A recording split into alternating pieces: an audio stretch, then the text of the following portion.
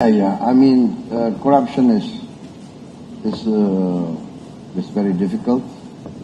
Corruption, in my opinion, is a disease.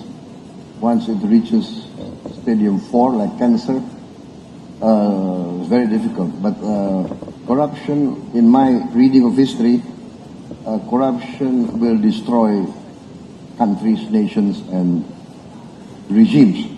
So, yeah, I am determined to try to cut down corruption, and then sometimes the only thing is you must give the example, right? So yes, when I became Minister of Defense, the first night I became Minister of Defense, I remember I called in all my relatives, my nephews. I don't know if my brother was in the room, but I said, listen, I'm the Minister of Defense. Yeah, you guys cannot go into the Minister of Defense for any defense contract. Right? Understand that. So that's what I try to do.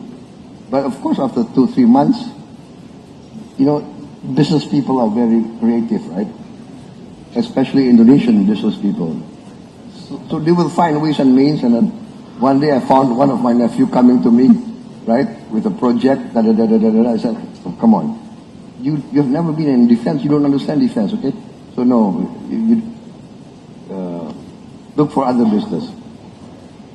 So one time, we had a defense project conference in the Ministry of Defense. So my head of logistics reported to me, sir, we have these 250 projects.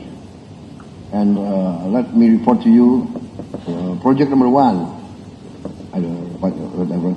3 companies in the short list. Company A, Company B, Company 3.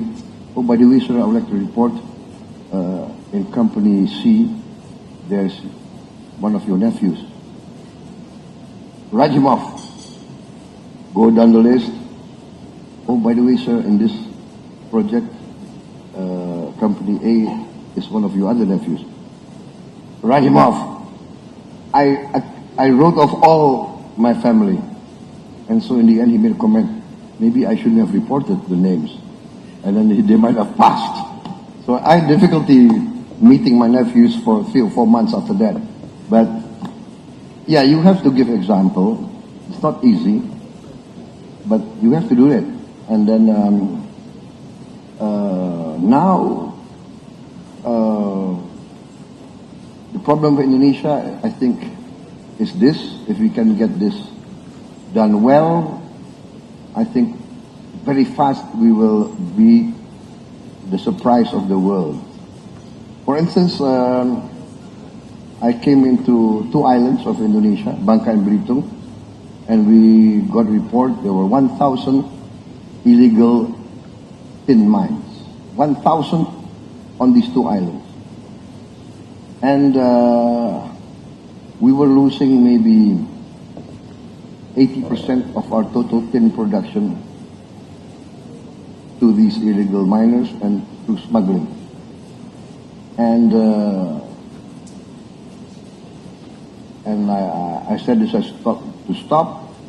I made a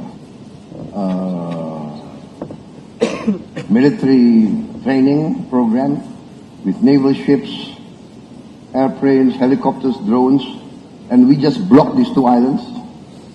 No vessel can come in and out without us knowing what's inside. And basically we stopped the smuggling. One sampan tried to go out. We found out there are tin on the sampans. Can you imagine? So,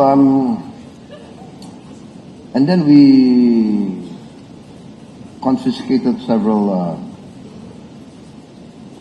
cases of tin ingots, rare earth, etc., etc.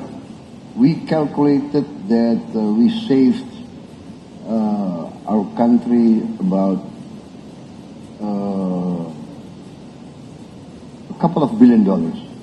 So next year, the increase of tin production, we hope will come back to its original position, and we should be earning maybe at least 3 or 4 times what we were earning last year. So this is just one example of what we recovered. We also, of course, I took over from the previous government, handed me over the problem of about,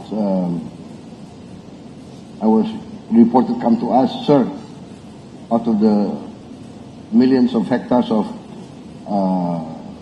palm oil, about 5,000 are in violation of the law. What? Yes. Oh, no, so not 5,000, 5 million. 5 million hectares are in violation of the law. So I said, I am sworn in to uphold the law. So I told my Attorney General, my state auditing board, carry out investigations. What you find out is there's a case, terminate their concessions. And that's what we did. I think by as of this month, we have recovered about 3.7 million hectares of plantations that violated the law. One plantation, 2 plantations, one was 50,000, the other 50,000, violated the law. 18 years ago, there was a Supreme Court decision to confiscate those 2 estates, those plantations. 18 years ago, Supreme Court of Indonesia decision, not carried out for 18 years. The Attorney General came to me and said, what, Supreme Court? Inkrah, so no more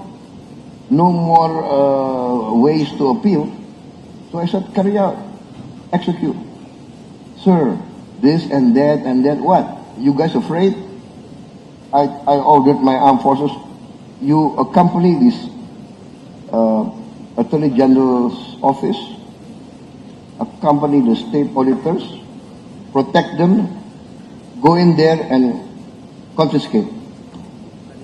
100,000 we take over, and no problem.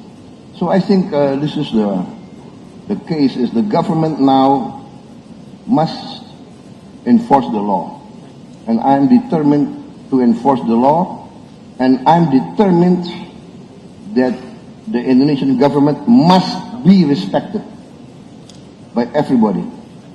The law is the law, regulations are regulations,